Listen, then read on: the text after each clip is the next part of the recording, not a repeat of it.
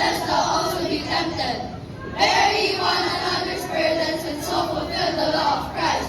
For if a man think himself to be something when he is nothing, he deceiveth himself.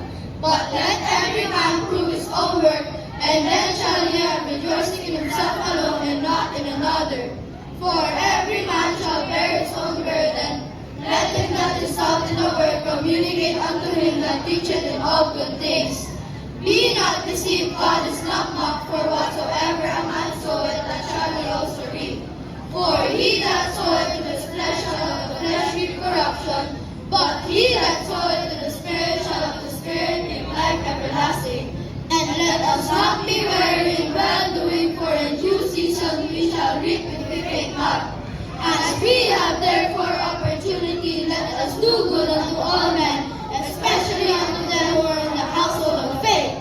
Galatians chapter 6, verses 1 to 10.